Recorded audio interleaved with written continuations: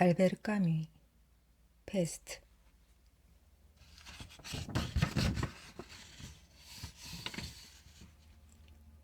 한 가지의 감옥살이를 다른 한 가지의 감옥살이에 빗대어 대신 표현해보는 것은 어느 것이건 실제로 존재하는 그 무엇을 존재하지 않는 그 무엇에 빗대어 표현해본다는 것이나 마찬가지로 합당한 일이다. 다니엘 디포.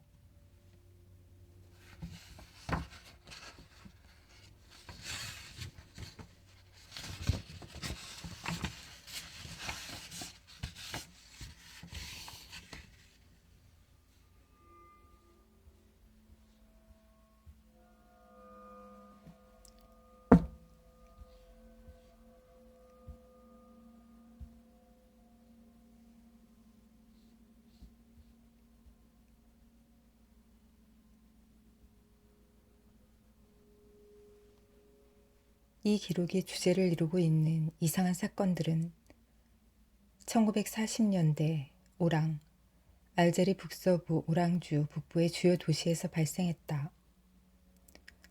보통 경우에서 좀 벗어나는 사건치고는 그 장소가 어울리지 않는다는 것이 일반적인 의견이었다.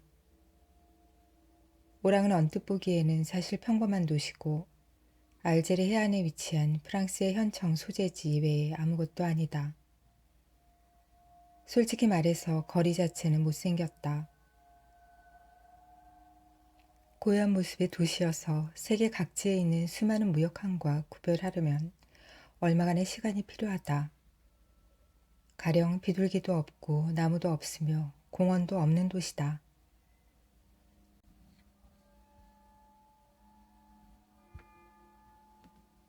거기서는 새들의 날갯짓 소리도 나뭇잎이 부스럭거리는 소리도 들리지 않는다. 한마디로 중성지대라고 할 수 있는 그 도시를 어떻게 설명하면 상상이 될까? 그곳에서는 계절의 변화도 하늘을 보고 분간한다. 봄은 오직 공기의 성질로 또는 어린 장사치들이 교회에서 가지고 오는 꽃 광주리로 알아볼 수 있을 뿐이다. 말하자면 봄은 시장에서 매매되는 격이다. 여름에는 태양이 지나치게 건조한 집들을 태워 벽돌을 뿌연 채로 뒤덮는다.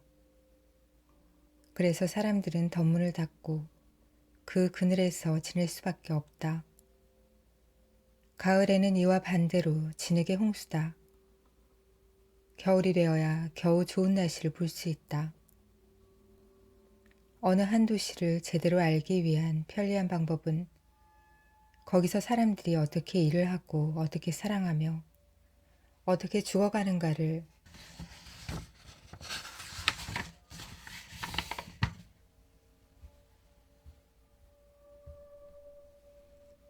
알아보는 것이다. 우리의 이 작은 도시는 기후 때문인지 몰라도 그 모든 것이 동시에 그리고 열광적이고도 무심하게 이룩된다. 말하자면 사람들은 심심해서 습관을 붙여보려고 그런데 열중한다. 우리 시민들은 일을 많이 하는데 언제나 그것은 부자가 되려는 욕심에서 하는 일이다. 그들은 특히 상업에 관심을 가지고 있다. 그들이 하는 말을 빌리면 사업하는 데 우선 관심이 있는 것이다. 물론 그들은 단순한 기쁨에 대한 취미도 없지 않아서 여자며 영화며 해수욕을 좋아하기도 한다. 그러나 대단히 절제가 있는지라 그런 재미는 토요일이나 일요일을 위해서 보류해두고 주중에는 돈을 많이 벌려고 애쓴다. 저녁 때 그들은 퇴근 후 일정한 시간에 카페에 모여 앉는다거나 늘 같은 거리를 거닐고 그렇지 않으면 자기 집의 발코니에서 쉰다. 아주 젊은 폐의 욕망이 거세고 무뚝뚝한 데 비해 나이가 든 폐의 장난이란 볼링 클럽이나 치목회 모임에 참석하거나 카드 노름에 돈을 듬뿍 거는 정도의 선을 넘어서지 않는다. 아마 사람들은 그것이 우리 도시에서만 특별하게 그런 것이 아니라 현대인이라면 누구나 마찬가지라고 말할 것이다. 아마도 오늘날의 사람들에게는 아침부터 저녁까지 일을 하고 나서 나머지 시간은 카드놀이나 카페에 그리고 잡담에 소비하는 모습을 보는 것보다 자연스러운 일은 없을 것이다. 그러나 어떤 도시들이나 나라에서는 사람들이 간혹 딴 것에 대한 의혹을 가진다. 대체로 그런 것이 그들의 생활에 변화를 주지는 않는다. 다만 그런 의혹을 가졌을 뿐이고 그만큼 늘 득을 보고 있는 셈이다. 이와 반대로 오랑은 분명히 의혹이 없는 도시, 즉 완전히 현대적인 도시이다.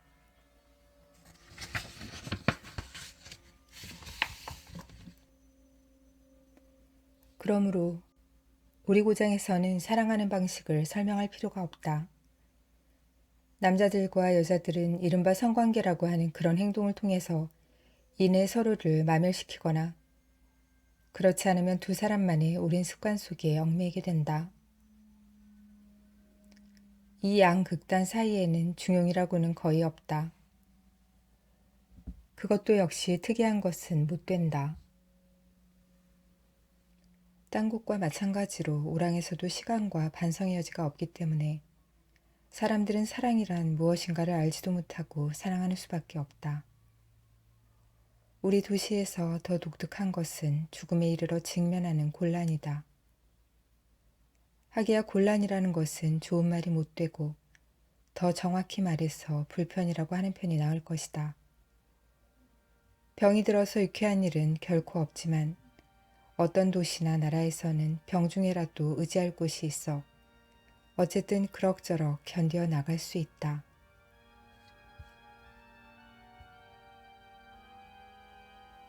병자란 부드러움을 필요로 하며 그 무엇에 의지하려고 하는데 그것은 정말 자연스러운 일이다.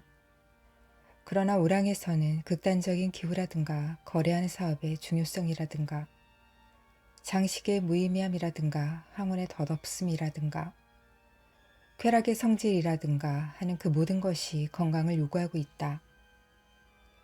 여기서 병자는 아주 고독하다. 더위에 말라 터질 듯한 몇백 개의 벽돌 뒤에서 덫에 걸려 죽어가는 사람을 상상해보라. 그러는 동안 다른 한편에서는 전화로 또는 카페에서 어음이니 선화증권이니 할인이니 하는 이야기를 주고받고 있다. 비록 현대적일지라도 그 죽음이 그런 무미 건조한 도시에 그렇게 들이닥칠 때 불편이 있을 수도 있다는 것을 사람들은 이해할 것이다. 이와 같은 몇 가지 특징들을 알게 되면 우리 도시에 대한 분위기는 충분히 파악할 수 있으리라.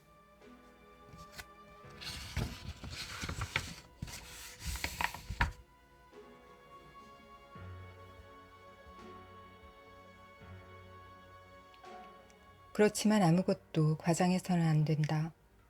강조해야 할 것은 이 도시와 생활의 평범한 모습이다. 그러나 습관만 들이면 사람들은 그날그날을 거뜬히 보낼 수가 있다.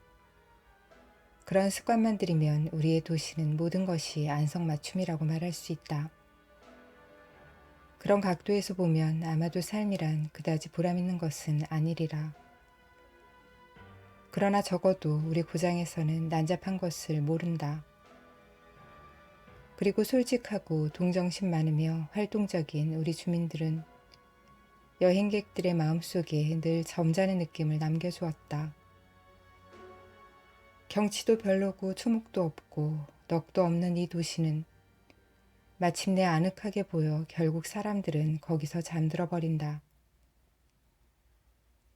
그러나 이 도시가 완전한 선을 이룬 만 앞에서 반짝이는 언덕에 둘러싸여 헐벗은 평원 한복판에 우뚝 서서 비길 바 없는 경치와 접하고 있다는 점을 덧붙여두는 것이 공평하리라. 단지 이 도시가 만의 등을 돌리고 있어서 바다를 보려면 도시를 벗어나야만 하는 게 유감이다. 여기까지 말하면 그의 봄에 사건들이 생겨서 그것들이 내가 여기서 그 기록을 만들려고 뜻을 품은 우리도 나중에야 알았지만 일련의 중대 사건들의 첫 신호가 되리라는 것을 이곳 시민들이 꿈에도 생각 못했다는 것은 쉽게 납득이 갈 것이다. 이러한 사실들이 어떤 이에게는 아주 당연하게 보일 것이고 또 어떤 사람에게는 반대로 믿을 수 없는 일로 보일지도 모른다. 그러나 어쨌든 기록작가란 사람이 그러한 모순을 참작할 수는 없다. 그의 인물은 실제로 그런 일이 일어났고 그것이 모든 사람의 관심을 끌었으며 따라서 그의 입에서 나온 말의 진실성을 자기들의 마음속에서 인정해 줄 수 있는 목격자가 몇천 명 있다는 것을 알고 있을 때 단지 이런 일이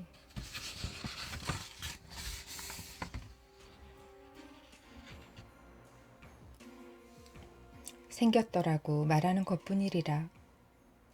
그뿐이랴 때가 오면 언제고 인정받게 되겠지만 그 필자가 우연한 사정으로 얼마만큼의 진술 내용을 수집할 수 있는 처지가 아니었더라면 그리고 또 사태의 압력으로 그가 이야기하려고 하는 모든 일에 휩쓸려 들게 되지 않았던들 이런 종류의 일에 어울릴 만한 명분도 서지 않았을 것이다.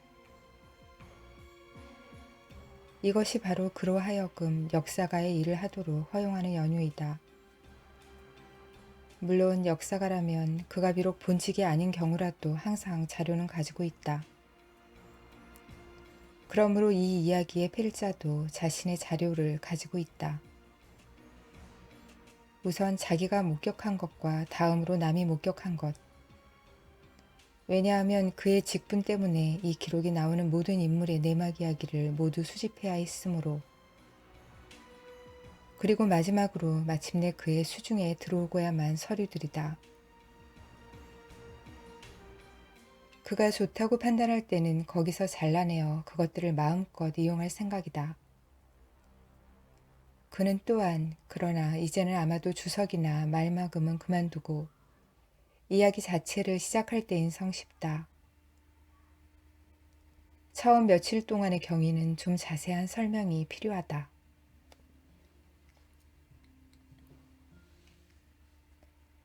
4월 16일 아침 의사 베르나르 리웨는 자신의 진찰실에서 나오다가 층계참 한복판에 죽어있는 쥐 한 마리를 보았다.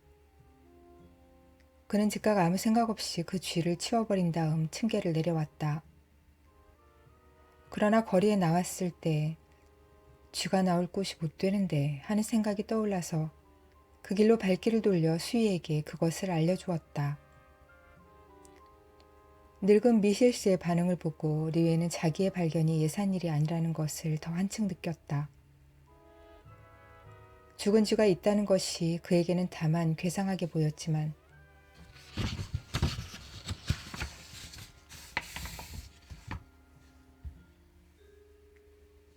수희에게는 창피한 일이었던 것이다.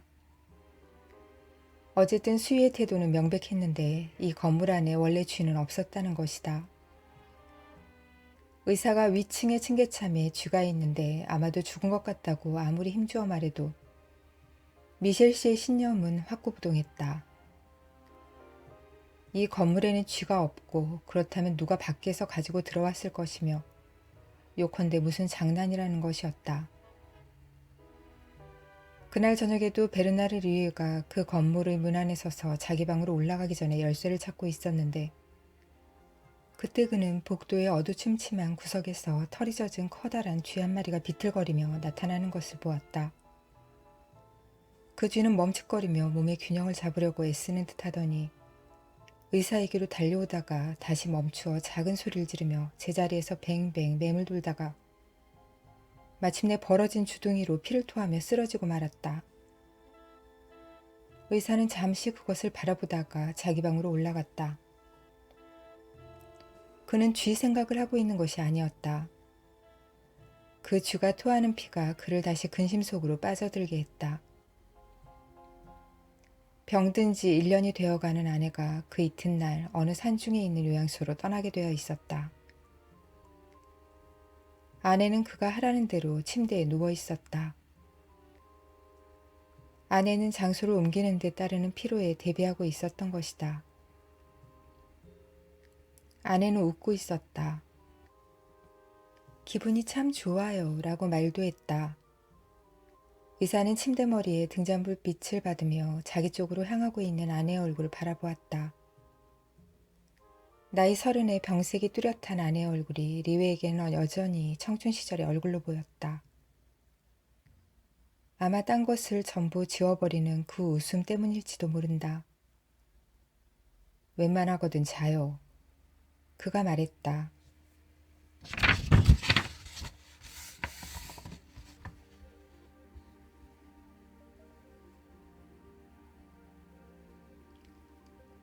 간호사가 11시 오면 12시 기차에 당신을 태워주겠소.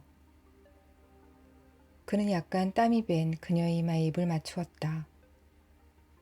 아내의 웃음이 문 앞까지 그를 바래다 주었다. 이튿날인 4월 17일 8시에 수인은 지나가던 의사를 붙들고 어떤 짓궂은 장난꾼들이 죽은 쥐 3마리를 복도 한가운데다 갖다 놓았다고 푸념을 했다. 쥐들이 피투성이인 것으로 보아 틀림없이 큰 쥐덫으로 잡은 모양이라며 수인은 쥐의 발목을 붙잡고 얼마 동안 문지방에 서서 범인들이 피이씨 빈정거리러 나타나지 않을까 하고 기다리고 있었다.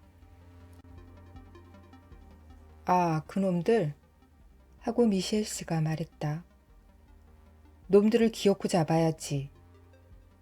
불안해진 리웨는 그의 환자들 가운데 제일 가난한 사람들이 사는 시의 변두리 지구부터 회진을 시작했다. 그 지구에서는 쓰레기 수거가 훨씬 늦게야 실시되는 까닭에 먼지 투성이인 그 동네의 고등길을 따라서 굴러가고 있는 자동차는 인도가에다 내놓은 오물통들을 스칠 듯이 지나갔다. 이렇게 천천히 달리던 어느 거리에서 의사는 푸성귀에 우거지며 더러운 걸레 조각 위에 팽개쳐진 쥐를 12마리나 보았다. 그가 제일 먼저 찾아간 환자는 거리에 면한 침실 겸 식당으로 쓰는 방에 누워 있었다. 그는 무뚝뚝한 표정에 볼이 움푹 팬 늙은 스페인 사람이었다. 그는 이불 위에 완두콩이 가득 담긴 냄비를 앞에 놓고 있었다. 의사가 들어갔을 때 침대에서 반쯤 일어나 늙은 해수병자의 그렁그렁하는 숨결을 다시 진정시켜 보려고 몸을 뒤로 젖히며 애를 쓰고 있었다. 그의 아내가 세숫대야를 가지고 왔다.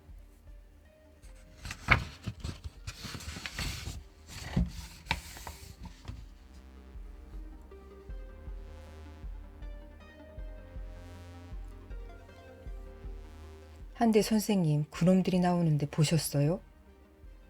주사를 놓는 동안에 그가 말했다. 정말이에요. 이웃집에서는 3마리나 쓸어냈대요. 그의 아내가 말했다. 노인은 두 손을 비비면서 말했다. 나오겠지. 쓰레기통마다 보이거든. 배가 고파서 그럴 깹니다. 리웨가 온 동네에서 쥐 이야기를 하고 있다는 것을 확인하는 데는 별로 힘들지 않았다. 회진을 마치고 그는 집으로 돌아왔다. 선생님께 전보가 왔습니다. 저 위에 갖다 놓았습죠. 미셸 씨가 말했다. 의사는 혹시 또 쥐를 보았느냐고 물었다. 아, 천만에요. 수희가 말했다. 내가 지키고 있단 말씀이에요. 그러니 그놈들이 감히 못 가져옵니다. 전보는 그의 어머니가 그 이튿날 오신다는 소식을 알리는 것이었다. 며느리가 병으로 집을 비우는 동안 자기 아들의 집안일을 돌보러 오기로 되어 있었다. 의사가 자기 집 방으로 들어갔을 때 간호사는 이미 와 있었다. 리웨는 자기 아내가 일어나서 옷을 갈아입고 분까지 바르고 있는 것을 보았다. 그는 아내에게 웃어 보였다. 좋아. 하고 그가 말했다. 참 좋아. 잠시 후에 그는 역에서 침대차에 아내의 자리를 잡아주었다. 아내는 착간을 둘러보았다. 우리 형편으론 너무 비싸지 않아요? 쓸 때는 써야지. 리웨가 말했다. 쥐 이야기는 대체 뭐예요? 나도 모르겠어. 심상치 않은 일이긴 하지만 이럭저럭 지나가겠지. 그러고는 빠른 어조로 좀 더 잘 돌봤어야 했는데 용서하라고 말하고 너무나 소홀히 했다는 말을 하는 것이었다.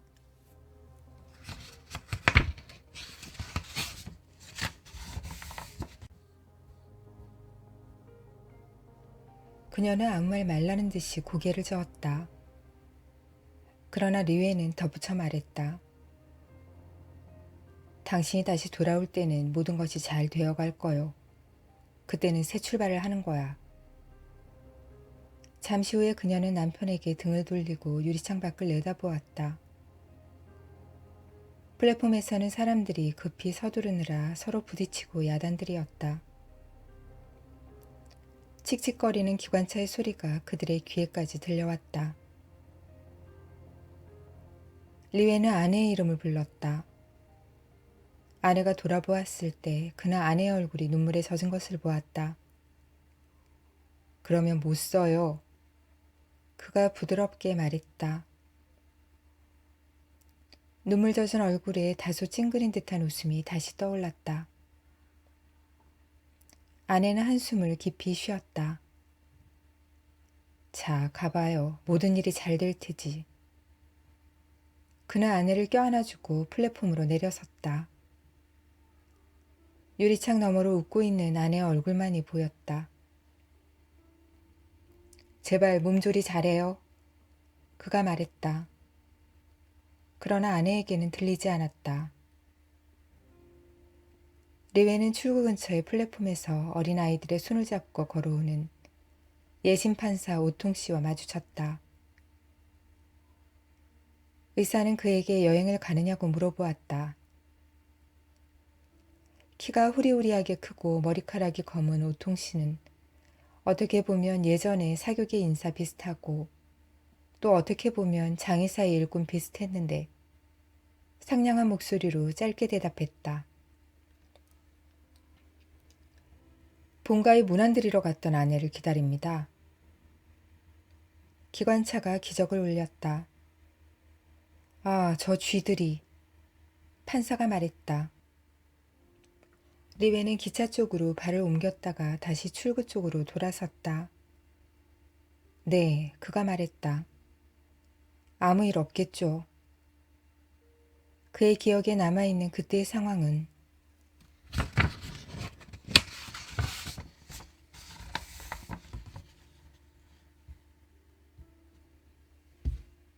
단지 죽은 쥐가 가득 찬 괴짝 하나를 겨드랑이에 끼인 영무원이 지나간 사실뿐이었다.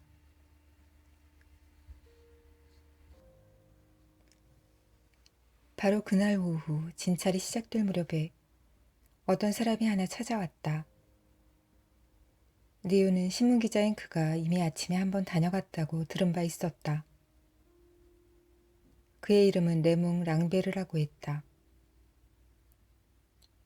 키가 작달막하고 어깨가 딱 벌어지고 결단성이 있어 보이는 얼굴에 눈이 맑고 총명해 보이는 랑베르는 활동적인 옷차림이었는데 살아가는 태도에 있어서 자유분방한 인물 같았다. 그는 대뜸 본론으로 들어갔다.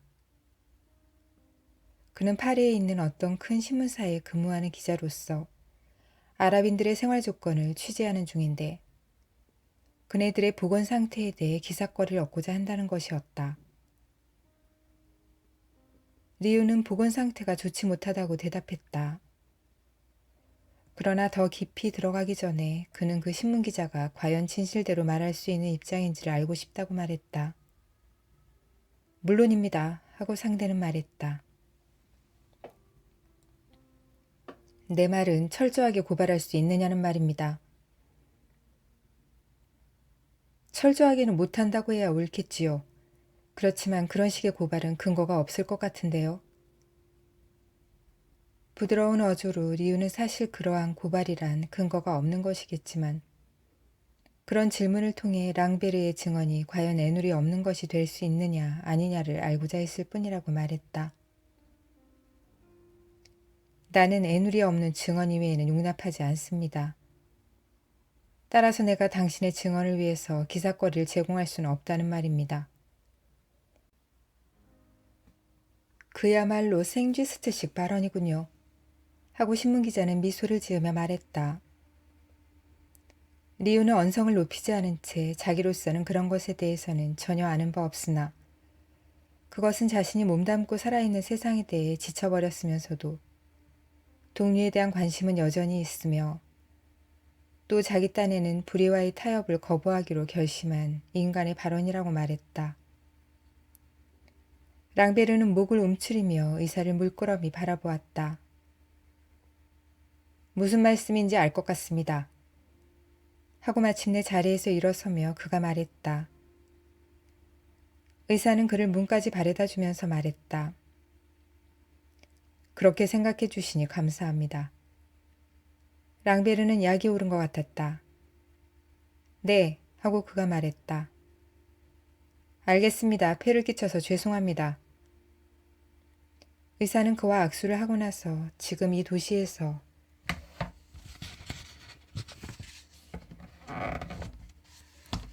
발견되고 있는 수많은 죽은 쥐들에 대해서 취재해보면 흥미있는 르포를 만들 수 있을 것이라고 말했다. 아, 그래요? 하고 랑베르가 소리치듯 말했다. 그거 재미있군요. 오후 5시에 새로운 왕진을 시작하려고 밖으로 나서다가 의사는 계단에서 육중한 체격에 얼굴이 큼직하면서도 홀쭉하고 눈썹이 짙은 아직은 젊은 축인 한 젊은이와 마주쳤다. 그는 그 남자를 가끔 건물의 맨 꼭대기층에 살고 있는 스페인 무용가들의 집에서 만난 적이 있었다. 장 타루는 열심히 담배를 빨아대면서 층계 위에 자기 발 앞에서 뻗어가고 있는 쥐 한 마리의 마지막 경련을 들여다보고 있었다. 그는 회색 눈을 들어 침착하지만 다소 뜻이 담긴 시선으로 의사를 바라보더니 인사를 건네면서 쥐들이 이런 식으로 출연하는 것은 기묘한 일이라고 말했다. 그렇죠. 하고 리우가 말했다. 하지만 끝내 성가신 일이 되고 말 겁니다. 어떤 의미에서는요, 선생님. 오직 어떤 의미에서만 그렇다 이겁니다. 우리가 전에는 이런 일을 한 번도 본 적이 없다는 것뿐이죠. 그렇지만 나는 흥미있는 일이라고 봅니다. 그럼요, 단연 흥미있는 일이지요. 타루는 손으로 머리를 쓰다듬어 뒤로 넘기면서 이제는 꼼짝도 않고 있는 쥐를 다시 한번 바라보다가 이윽고 리유에게 미소를 지어 보였다. 하지만 선생님, 이런 건 요컨대 수희가 걱정할 일이지요. 바로 그때 의사는 집 앞 대문 옆 벽에 등을 기댄 채 평소에는 늘 벌겋게 상기되어 있던 그 얼굴에 피로의 기색을 감추지 못하고 있는 수희를 발견했다. 네, 압니다. 쥐가 또 나타났다고 알려주자 그는 리유에게 말했다. 이제는 아주 2~3마리씩이나 나타나는군요. 하지만 다른 집들도 마찬가지예요.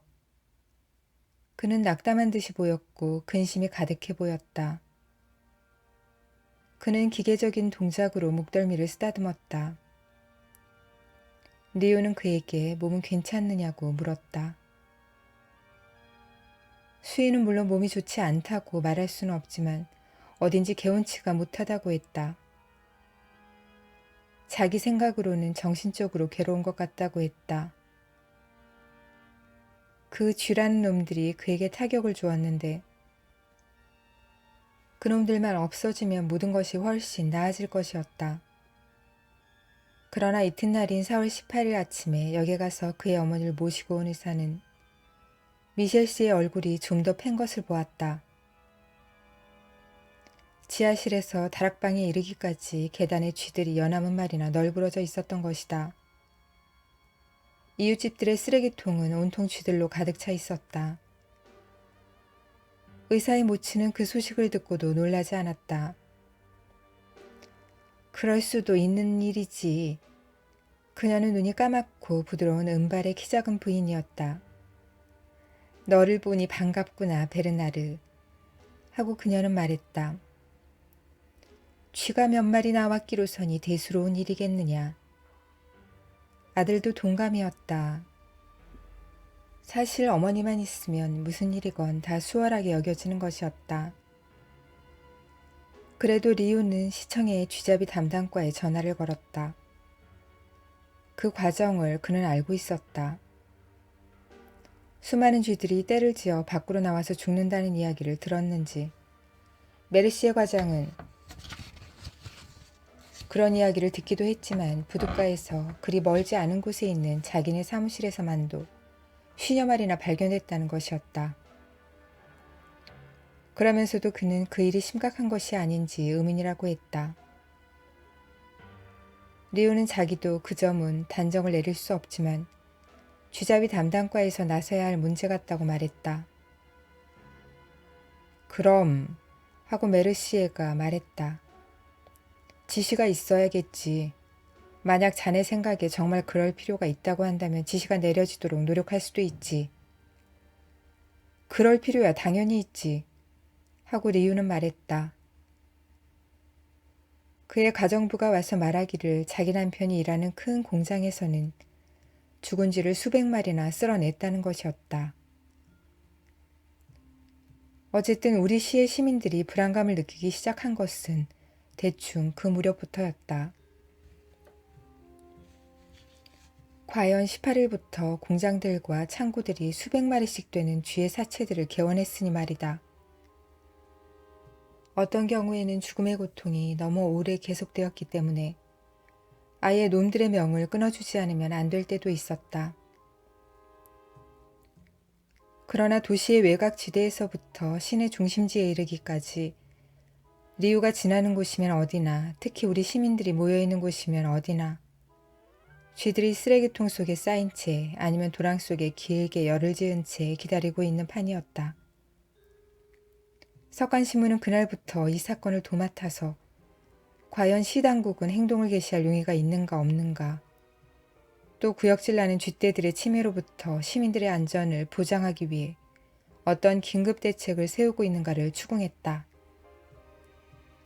시 당국은 아무런 제안도 마련한 것이 없었고 전혀 아무런 대책도 세운 것이 없었지만 우선은 문제를 토의하기 위한 회의를 열기로 했다. 매일 아침 새벽에 죽은 쥐들을 수거하라는 지시가 쥐잡이 담당과에 내려왔다. 쥐들을 한 대에 다 수거해 놓으면 담당과에 차 2대가 와서 그것들을 화장장으로 운반에다가 태워버리기로 되어 있었다. 그러나 그 후 며칠이 지나자 사태는 점점 더 심각해졌다. 죽은 쥐들의 수는 날로 늘어만 갔고 그 수집의 양은 매일 아침 더욱 많아졌다. 나흘째 되는 날부터 쥐들은 떼를 지어서 거리에 나와 죽었다.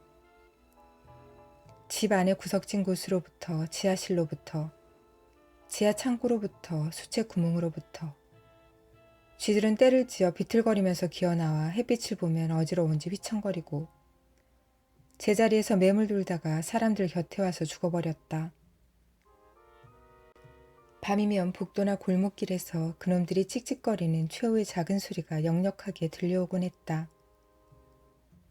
아침에 변두리 지역에서는 뾰족한 주둥이가 작은 꽃 같은 선혈을 묻힌 채 어떤 놈은 퉁퉁 부어서 썩어가고 또 어떤 놈은 빳빳이 굳은 몸에 아직도 수염 많은 꼿꼿이 세워가지고 그냥 개천바닥에 질비하게 낮아빠져 있는 모습을 볼 수 있었다.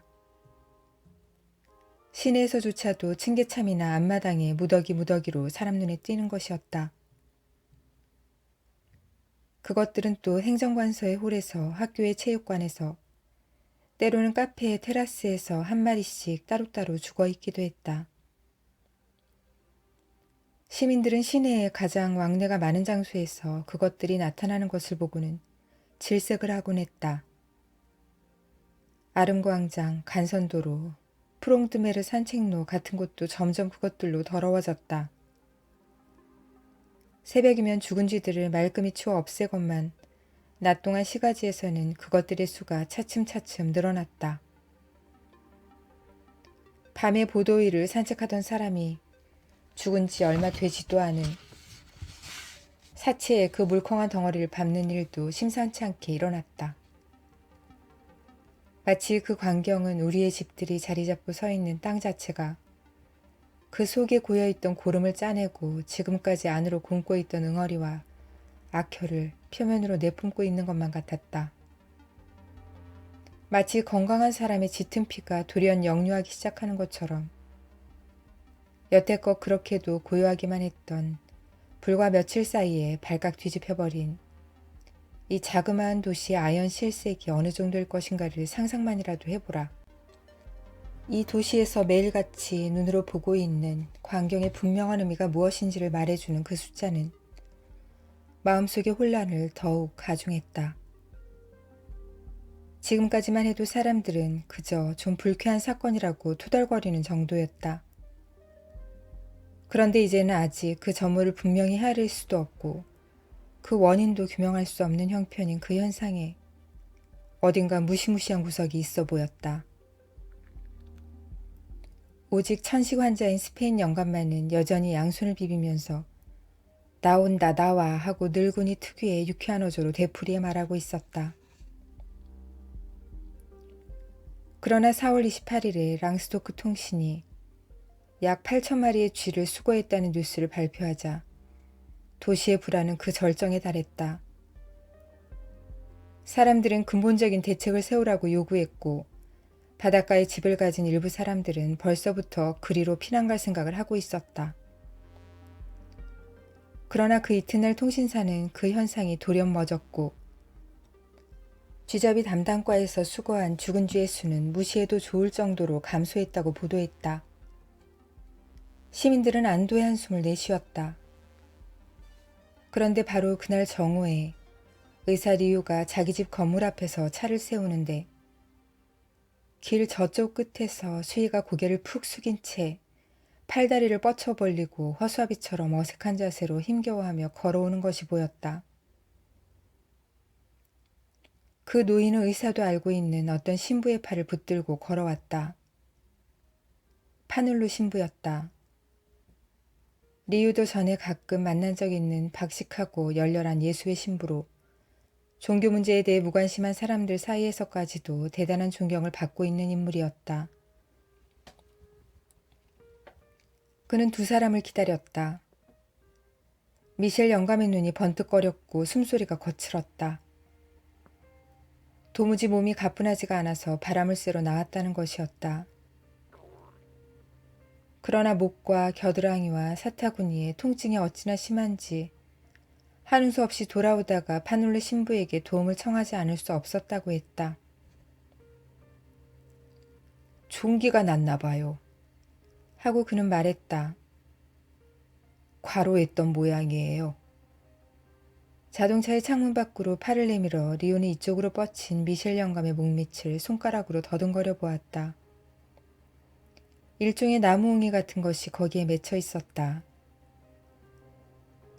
가서 누우십시오. 그리고 체온을 재보세요. 오후에 가서 봐드릴 테니. 수희가 가고 나자 리우는 파눌로 신부에게 쥐 사건을 어떻게 생각하느냐고 물었다. 오, 신부가 말했다. 아마 유행병일 겁니다. 그렇게 말하며 그는 둥근 안경 너머로 눈웃음을 쳐보였다. 리우가 점심을 먹고 나서 아내가 잘 도착했다는 요양소의 전보를 다시 읽고 있으려니까 전화벨 소리가 들렸다. 그의 옛 환자들 중 한 사람인 시청 서기에게서 온 전화였다. 오랫동안 대동맥 협착증으로 고생한 사람인데 가난하기 때문에 리우가 무료로 그를 치료해 준 적이 있었다. 네, 하고 그가 말했다. 저를 기억하시는군요. 그런데 이번엔 딴 사람 때문에 전화드렸어요. 빨리 좀 와주십시오. 이웃집 사람에게 일이 생겼습니다. 숨가쁜 목소리였다. 리우는 수희 생각이 났으나 나중에 보기로 마음먹었다. 몇 분 후 그는 변두리 지역에 있는 페데르부 거리의 나지막한 집으로 들어섰다. 선선하고 악취가 풍기는 계단 중턱에서 그는 마중하로 내려온 서기 조제프 그랑을 만났다. 50대 남자로 노란 콧수염을 길고 동그랗게 길렀고 어깨가 좁으며 팔다리가 가느다란 사람이었다. 이제 좀 나아졌어요 하고 그는 리우에게 다가오며 말했다. 그렇지만 아까는 그 사람이 꼭 죽는 줄만 알았습니다. 그는 자꾸만 코를 풀곤 했다.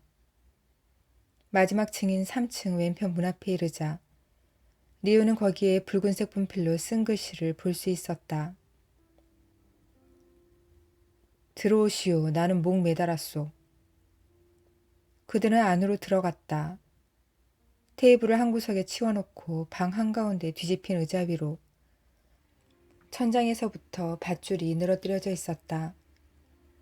그러나 밧줄에는 아무것도 매달려 있지 않았다. 때마침 제가 와서 끌어주었지요.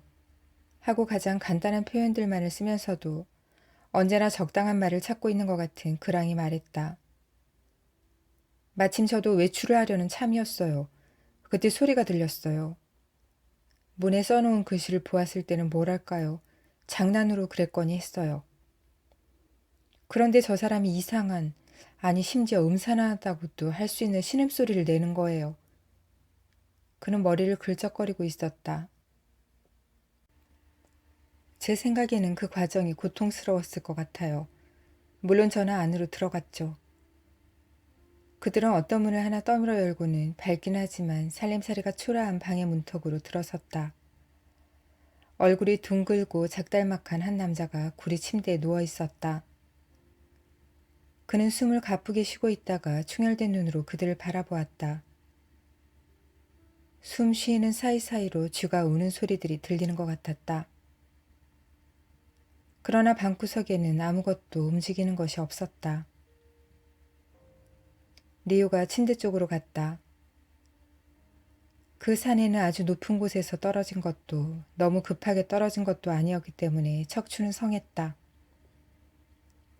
물론 다소의 질식 증상은 있었다.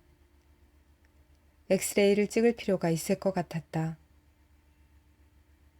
의사는 강심제 주사를 한 대 놓아주고 나서 며칠 후면 회복될 것이라고 말했다.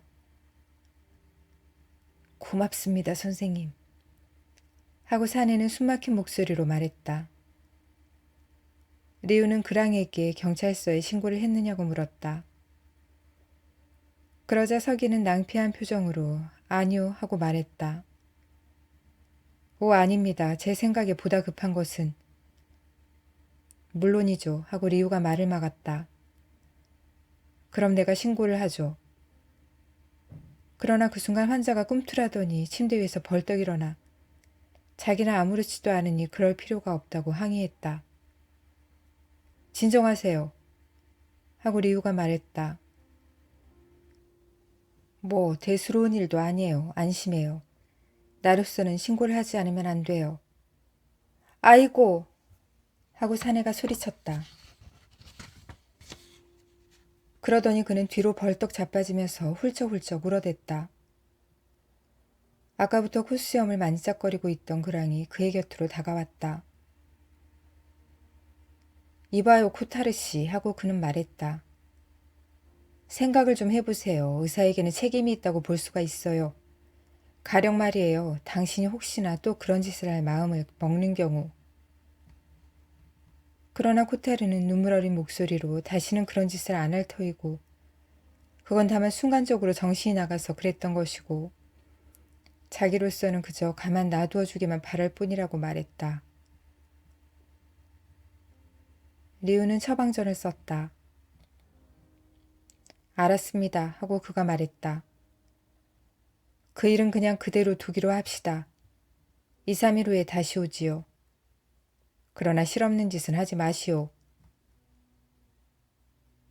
층계참에서 그는 그랑에게 자기로서는 신고를 하지 않을 수 없는 입장이지만 형사에게 조사는 이틀 후에나 해달라고 부탁할 생각이라고 말했다.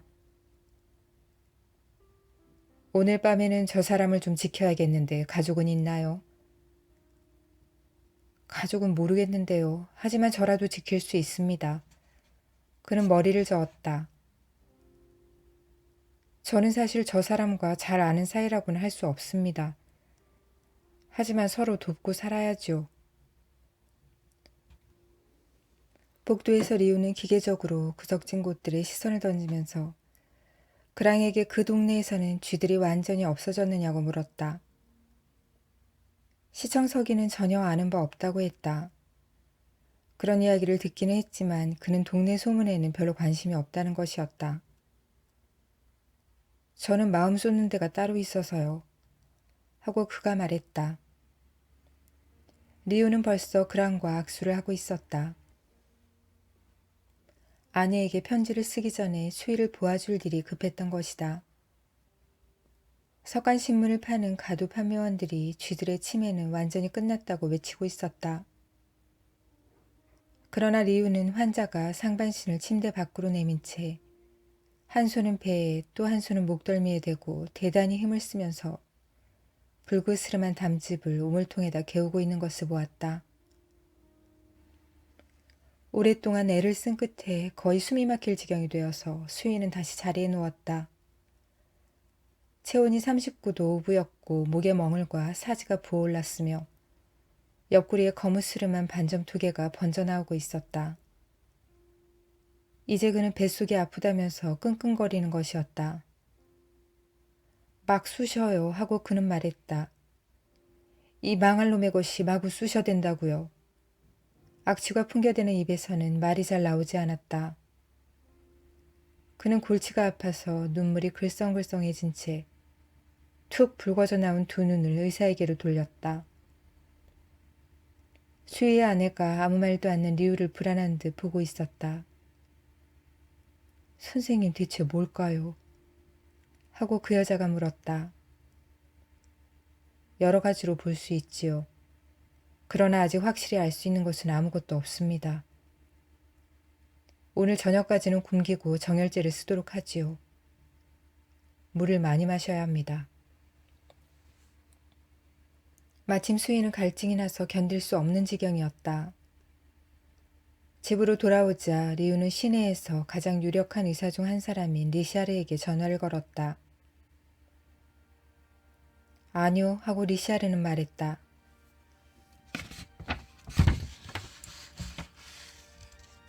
특별하다 싶은 경우는 전혀 보지 못했는데요. 국부적인 염증을 동반한 열 같은 것도 없었나요? 아, 그러고 보니 염증이 아주 심한 멍울이 생긴 환자가 둘 있더군요. 비정상이다 싶을 만큼요? 또 정상이다 아니다 하는 문제란 하고 리샤르가 말했다. 하여간 그날 저녁 수인 헛소리를 해댔고 열이 40도나 오르는 가운데 쥐를 원망하고 있었다. 리우는 고정농약 치료를 시도해 보았다. 테레빈이 들어서자 살이 타는 듯한 통증 때문에 수인은 고함을 질렀다. 아, 이 망할 것들 때문에. 멍울은 전보다 더 크게 부어 있었고 손으로 만져보니 딱딱했고 목질이 박혀 있었다. 수의 마누라는 걱정이 되어 넋을 잃고 있었다. 밤새 잘 지켜보세요. 하고 마누라에게 의사가 말했다. 그리고 무슨 일이 있거든 나를 부르시오. 그 이튿날인 4월 30일에는 벌써 훈훈한 미풍이 푸르고 눅눅한 하늘에 불고 있었다.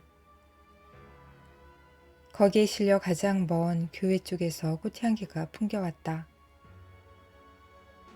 거리에서 들려오는 아침의 소음은 여느 때보다도 더 활기차고 유쾌하게 느껴졌다.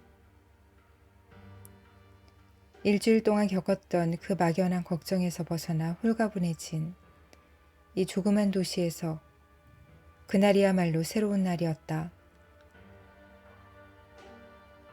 리우 자신도 아내의 편지를 받고 안심이 되어 아주 경쾌한 마음으로 수희의 방으로 내려갔다. 그런데 과연 아침이 되자 열은 38도로 떨어져 있었다.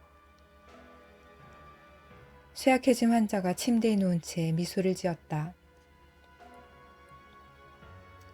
좀 나은 것 같아요. 그렇죠, 선생님? 하고 수희의 마누라가 말했다. 더 두고 봅시다. 그러나 정오가 되자 열은 대번에 40도로 올라갔고 환자는 끊임없이 헛소리를 해댔고 다시 구토가 시작되었다. 목의 멍울은 건드리기만 해도 아파서 수희는 될 수 있는 대로 목을 몸에서 멀리 두고 싶어 하는 듯 했다. 마누라는 침대 발치에 앉아서 두 손을 이불 위에 놓고 환자의 두 발을 지그시 누르고 있었다. 그 여자는 리우를 바라다 보았다. 이것 보세요 하고 리우가 말했다. 환자를 격리해 특수치료를 해야겠습니다. 내가 병원에 전화를 걸 테니 구급차로 옮기도록 합시다. 2시간 후 구급차 속에서 의사와 마누라는 환자를 굽어보고 있었다. 갈증이 풀린 환자 입에서 말이 토막져서 튀어나오곤 했다. 쥐들 하고 그는 내뱉었다. 푸르죽죽해진 입술은 촛눈 같았고 눈꺼풀은 무겁게 아래로 처지고 숨은 단속적으로 짧아지고 멍울의 통증 때문에 사지가 찢기는 듯하고 자기 몸 위로 이불을 끌어덮고 싶어하는 듯 아니면 땅속 저 깊은 곳에서 무엇인가가 그를 끊임없이 불러대기라도 하는 듯 수인은 자릿 속 깊이 몸을 쪼그리고 그 어떤 보이지 않는 무게에 짓눌려 숨막혀 있는 것 같았다. 마누라가 울고 있었다. 이제 그럼 가망이 없는 건가요, 선생님? 죽었습니다. 하고 리우가 말했다.